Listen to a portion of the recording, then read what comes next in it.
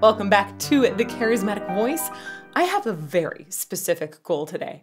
I want to hear and analyze the talk box. I also want to hear Peter Frampton for the first time. I am intrigued by how this instrument might work, and I'm told that he uses it very successfully in this song, so let's get to it. And now, once again, Mr. Peter Frampton.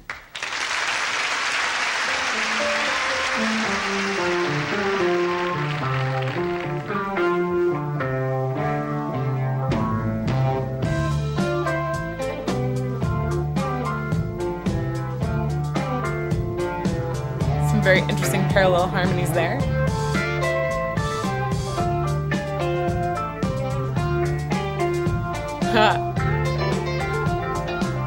I just want to say it's really fascinating to me the way that those harmonies are moving. I call them parallel. A lot of times harmonies aren't exactly parallel. They'll kind of weave in and out a little bit more. But even in the little fast notes here, like little ornamentations, they are moving in this sort of interesting sync together. Go back just a little bit.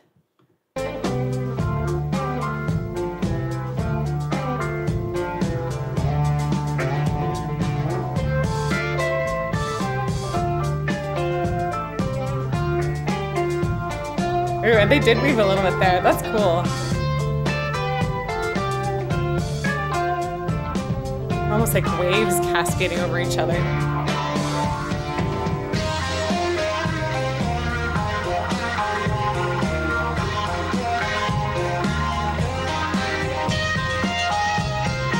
Ooh.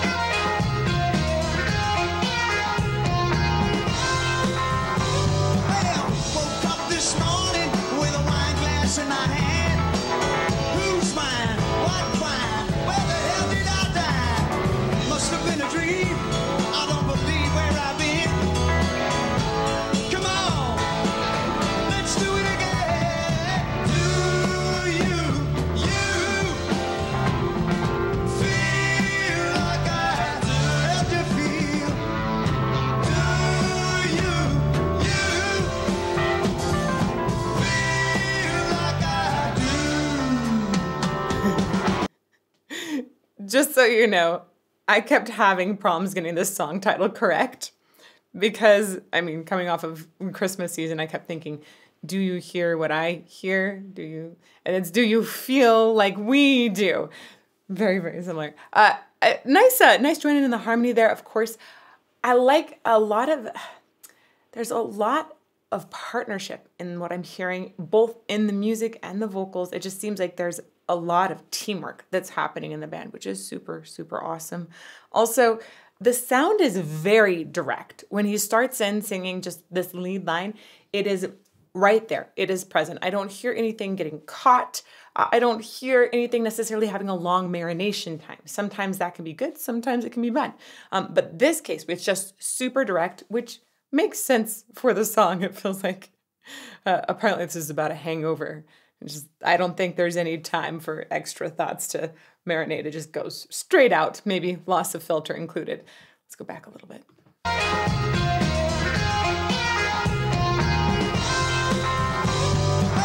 woke up this morning with a wine glass in my hand.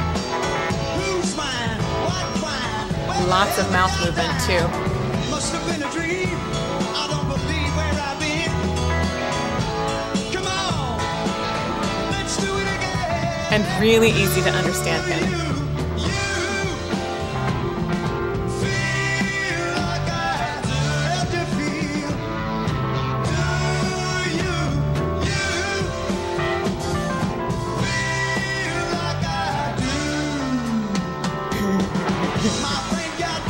I noticed that line the first time and I thought, what are they going for with that? And now, thinking back to that hangover feeling, sometimes you just kind of feel like the whole world is sliding when there's a pretty tough hangover. Also, there's something about not feeling good together after a night of drinking that like promotes even more camaraderie. So I think that this song really, really hits on that point. Let's go back just a little bit. We'll keep going.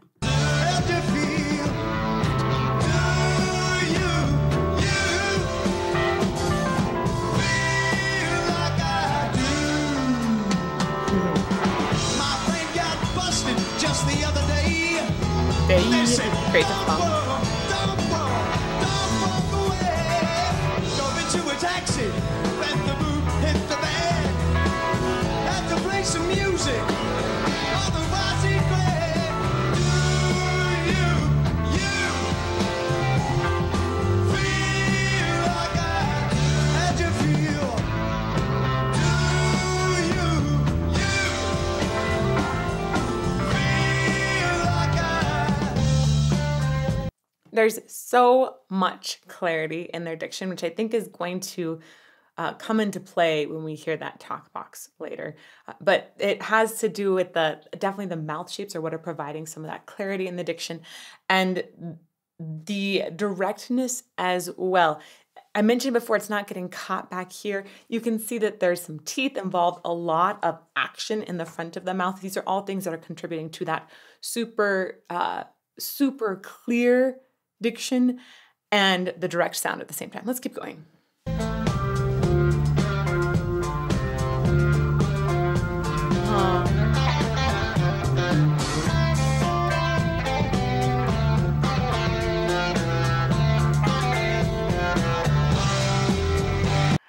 I think it's fascinating how they've taken this group of 1, 2, 3, 4. No, that's got like a little ornamental note in there. Ba-da-da-da-da-da, da-da-da-da-da. So there's essentially 7 notes because there's this like tiny like escape note that's in there essentially. And they've taken those in that pattern. It's both a pitch pattern and a rhythmic pattern. And they've placed it in tons of different areas. And this has then become evolved and has become this hook and also this thing that they can play with to find new directions to go in a song. Often when you're composing or writing for any project really, sometimes directors say, oh, do anything that your creative mind can think of. And that is like death to most creators because suddenly the options are too big.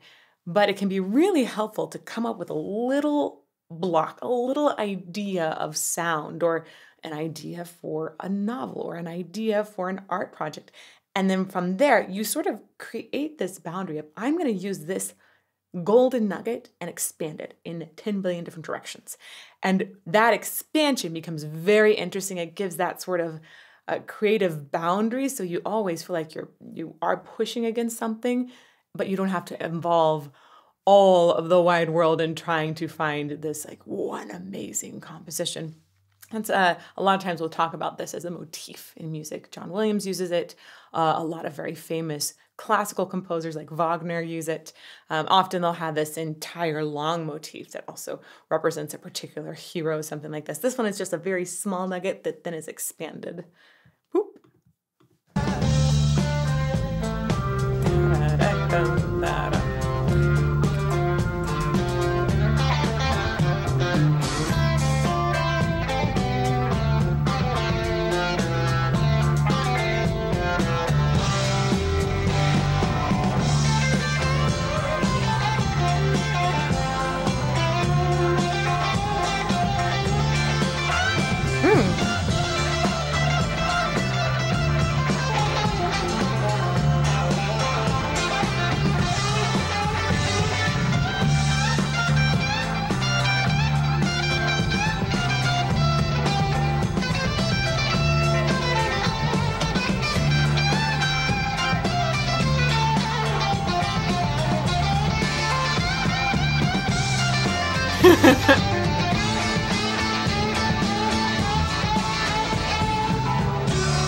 So I believe that he is first and foremost guitarist, or well, multi-instrumentalist really. And you can feel the way that the guitar just comes in and starts singing. It's like there is so much energy in the sound in his guitar. There's this really soaring line that it goes through, and he knows how to build up tension and then take it a little bit further before releasing it. Like, ooh, ooh, ooh. I could see this potentially evolving into something super cool. Back a little bit and we'll keep going. I have a goal.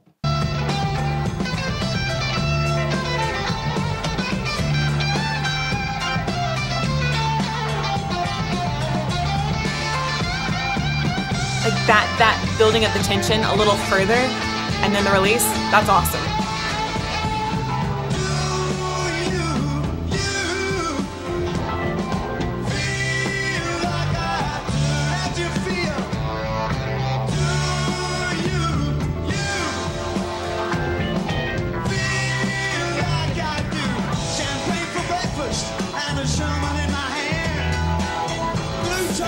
Silver tails never fail. Champagne for breakfast? Whew. Like mimosas, like at least add a little bit of orange juice, or maybe add some gin and some lemon and make yourself a French 75. I've done that on videos before. Oh my gosh, that is strong. Please, y'all, be responsible in your drinking. Okay, just saying that. I definitely support responsible drinking, including drinking lots of water and tea to stay caffeinated. But also let me know in comments what your favorite drink is. That could be alcoholic. It might not. I would like to know. Sometimes mocktails will totally win it for me. So let me know, especially if you have a favorite breakfast drink. Is champagne it? I don't know. Let's keep going.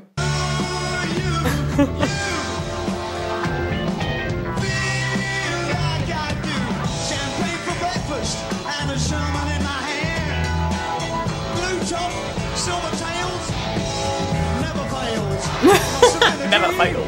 I don't believe where I've been. Come on, let's do it again. Do you feel like that you feel? This is fascinating to me, the way that they are continuously bringing do you, and bringing, reiterating the you there. I remember at one point when I was studying some songwriting, some of the current songwriting trends in our market today were pointing out how quickly writers will get to the word you, because for some reason, you engages the audience more, or at least they suppose it does. There was a study done essentially saying that all of the top songs, and what was it, like 2018, that they all were getting to the word you within 7 seconds or something. Maybe there was an outlier, but there was a trend clearly. And so the recommendation was to say you rather frequently and to get to it quickly. And obviously this is 1975. I don't know that they were aware of such things yet, but maybe they were. The way that they reiterate you and take a break before it and after it and accent it, all of that is meant to grab attention, I think. I also think that's a very clever idea. Come on, let's do it again. Do you feel like that you feel? Do you feel like that? He looks a little hungover there.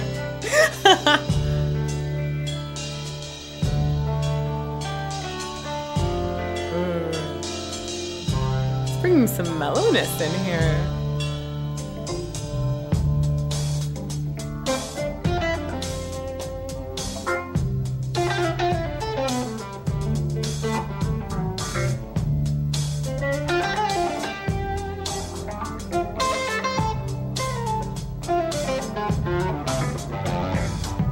Just want to point out, I think most of you probably realize this already, but he plays the guitar with a very open mouth most of the time. He seems to have a very, very relaxed jaw, which is excellent. That is one of the most difficult things for people to relax while they're singing. Very interesting. I wonder how that's going to come to play.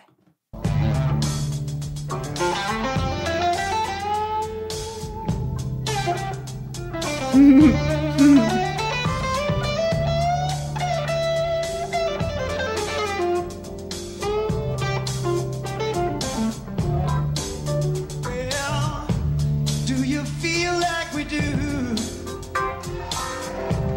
Do you feel like we do? Do you feel like we do? Do you feel like we do?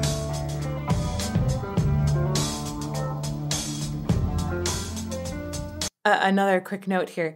I had read that early in their career, they actually struggled with album sales, but their live shows were considered incredible. So it was when they released a live album that they really took off. And I believe that album is one of the best-selling live albums still today. Pretty awesome.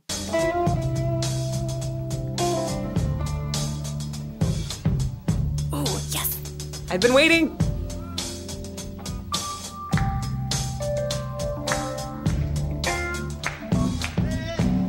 Wait, he did this thing. It looked like he put something in his mouth. What was that?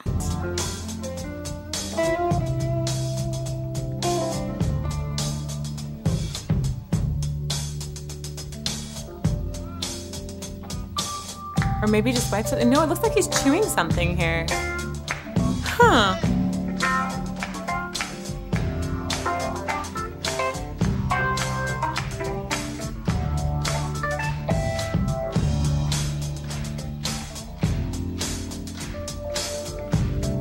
Yeah.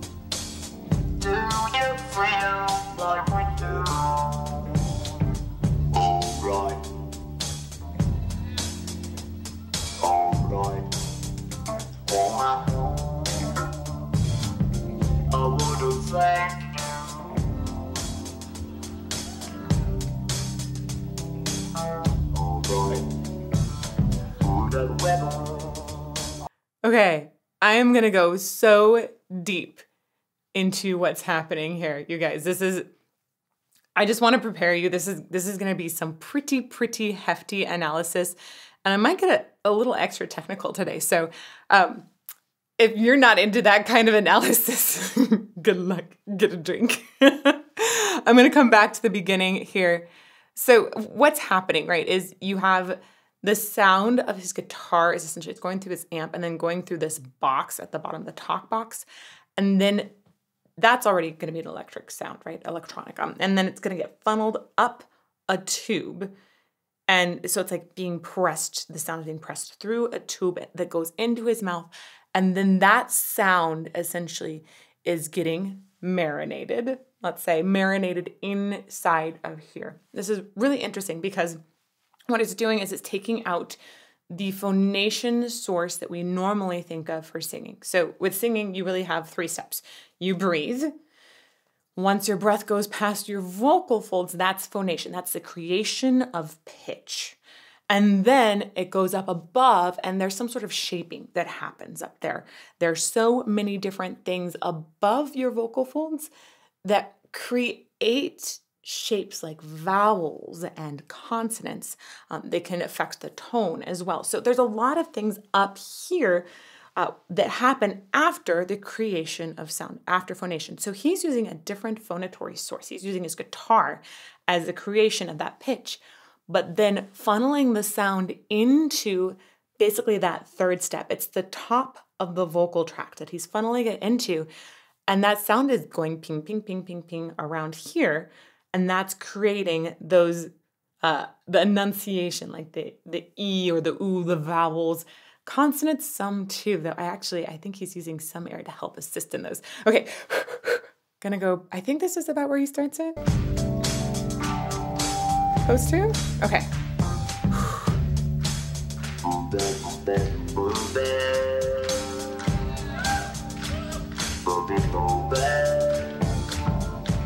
So this is a great introduction here. He's using a bilabial consonant, meaning the 2 lips are coming together to create this consonant.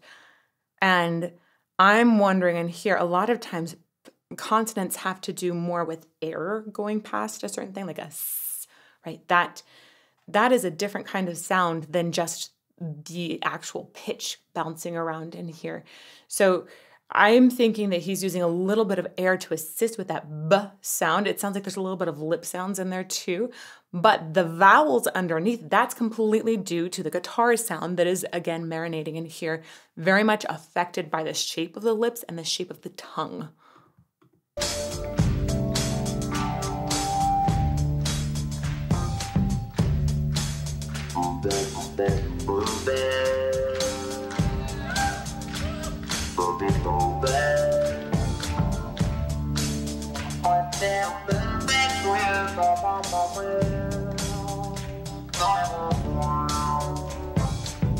Yeah.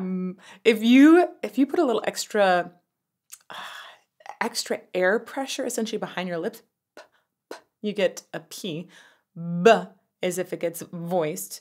That means that there's a phonation happening at the vocal folds. If you combine the phonation of the guitar source with a little more pressure behind the lips, you would get more of a B sound there, which we're getting quite a bit. When we don't have much air pressure behind, it starts to sound a little bit like an M. All of these are bilabial, by the way. B, p, all created here with your lips as far as consonants go. Oh, this is cool.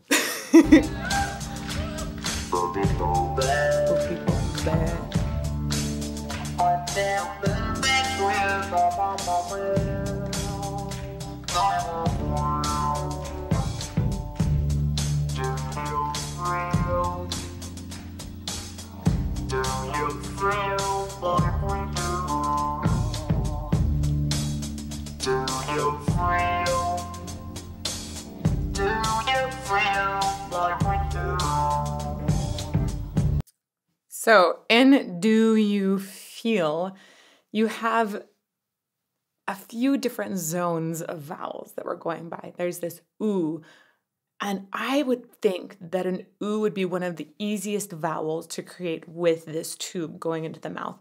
Ooh is often made with the lips a little more puckered, right?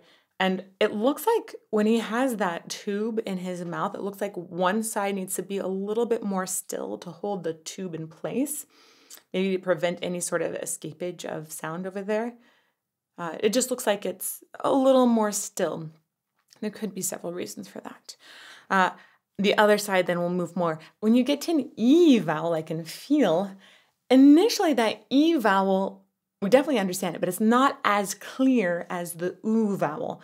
I think the ooh would be a little bit easier since the lips are naturally puckered. E, the lips tend to smile, and we'll see the smile on one side, but because that tube is held in place, it sounds not as clear, like a little more or I in it, a little bit of a shadiness in it.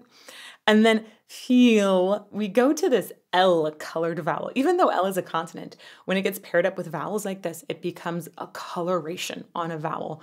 R colored vowels are another really big thing that can be very annoying for singers. And feel, if you just say that, you'll notice that instead of an E saying the whole time, feel, you can feel that the tongue gets involved. It can move the sound a little bit more forward, feel. And it sounds like as it's going a bit forward, it actually clears up a little bit in his mouth. That makes me wonder also, is the direction of the tube, does that have an effect? Because the height of the tongue is really what's affecting this here. And it does shift quite a bit. Okay, again, nerding out.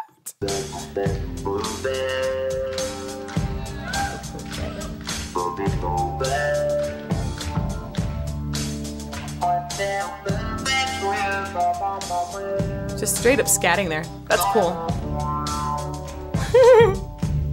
I like the chord.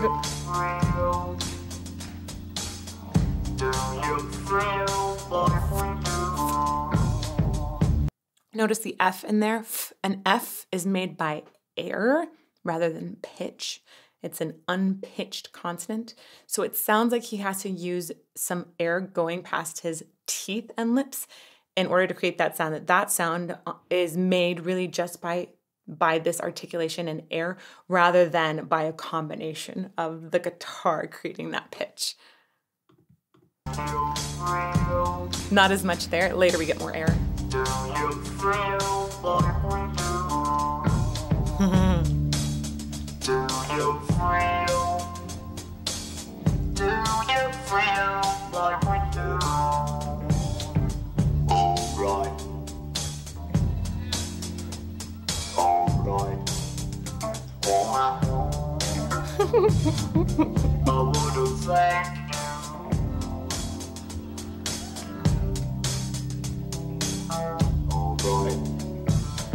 It's fun.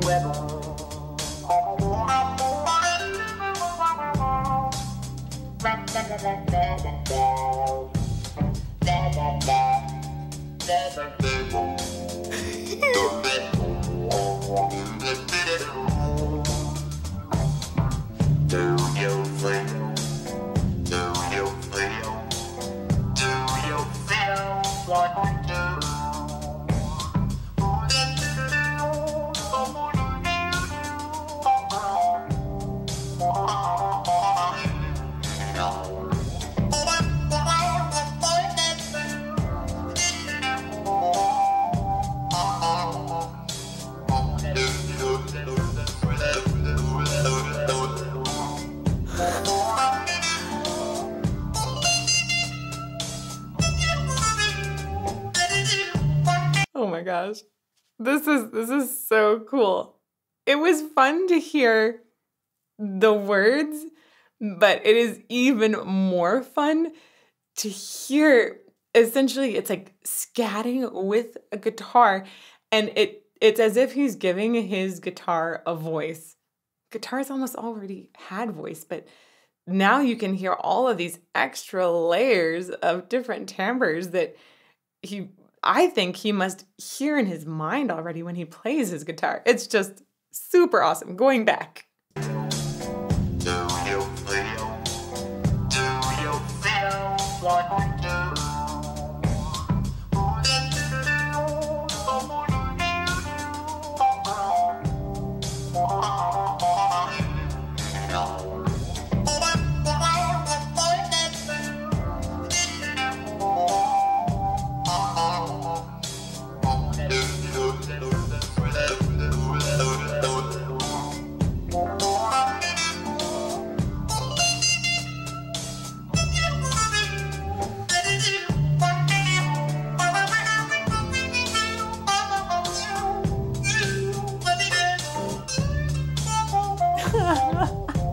Awesome.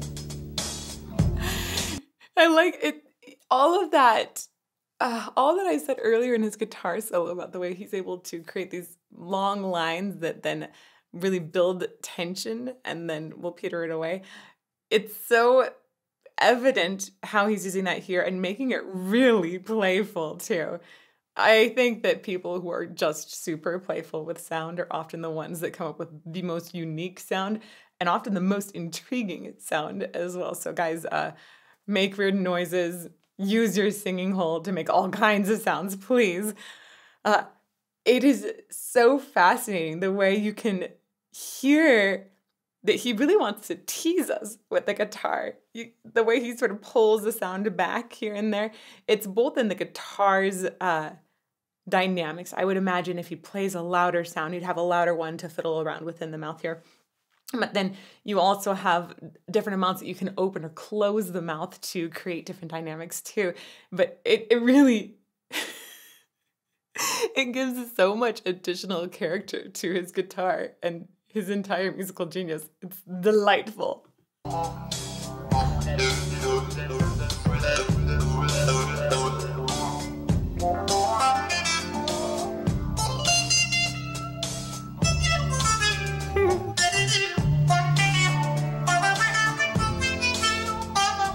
It does have a wah-wah kind of sound to it. That tease.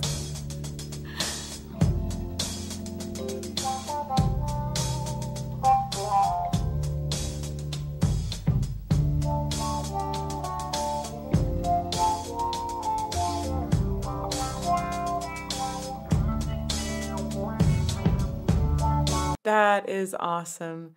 One of the things that I think many singers wish is that they could create a couple pitches at the same time. And this is possible in some very extended vocal technique things, but we don't see a ton of control or a ton of use of that in contemporary music. If you want to see somebody, by the way, who just creates incredible, has incredible pitch control of multiple pitches, they're not created here, it's overtones in here. Anna Maria Hefele is incredible. I did an analysis of her a long time ago. You can find her videos everywhere online. Here, he's able to create pitches that sound vocal-ish by creating those pitches on the guitar and then funneling them back in. It does sound like a little vocoder-ish and that there's an electric imprint on it, but there's a difference in the sound. I'm trying to put my finger on what that difference is. Not quite sure yet.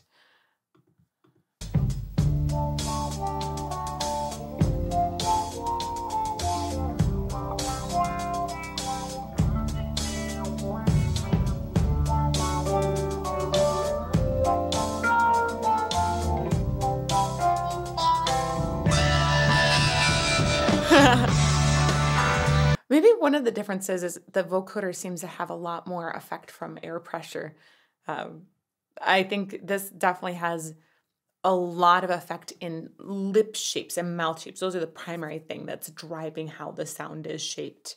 Versus vocoder, definitely there's would have more influence from air pressure from inside of a human.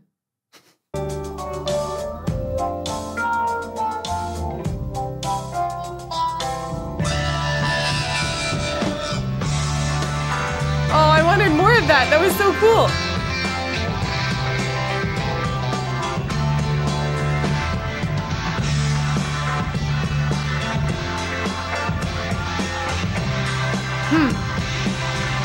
Let's briefly, I want to talk about that jaw because I mentioned earlier the relaxation of it.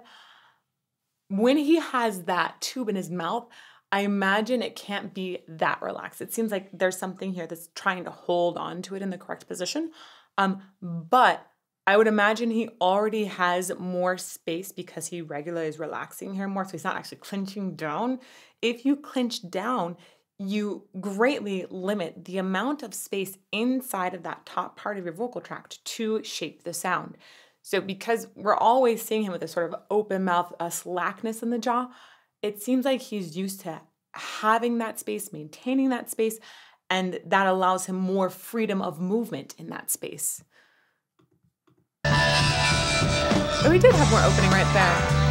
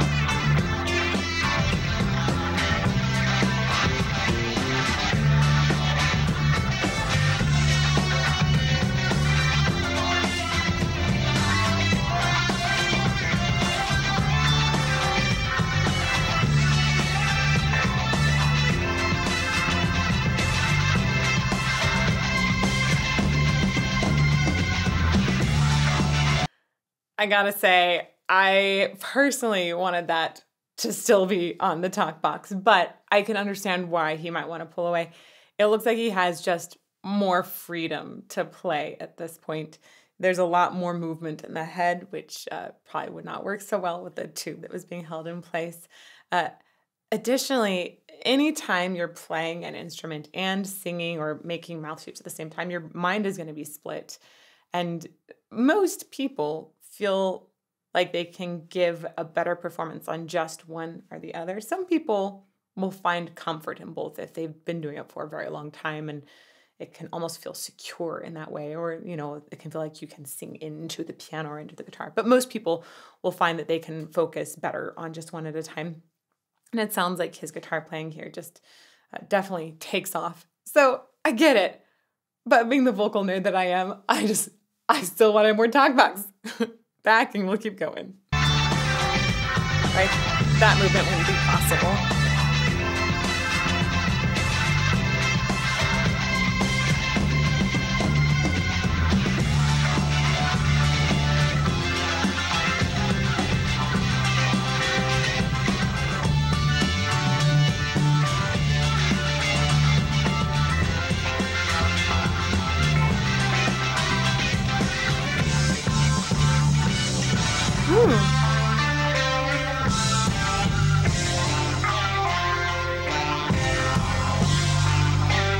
There's that little nugget, golden nugget come back.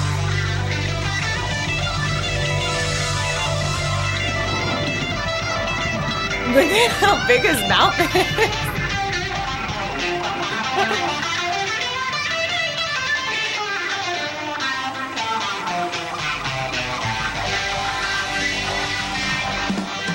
Wow. going to come back just a little bit. A note here, the mouth space that he has there, I wonder, I'd be really curious to hear different people use talk boxes and see if there is an anatomical advantage to having a naturally bigger mouth space. I could see that being useful, again, for that freedom of movement. There's probably also more dynamic movements when you have a bigger mouth space like this, right? The tongue, in order to create a really high vowel, E, or like a ah that's really high, the tongue would need to arch further up. And specifically with this kind of sound coming in and marinating in a slightly different way than our normal singing, that might actually have a bigger effect. So I wonder if he was particularly successful with this, partly because he has a big mouth. look at that cavern.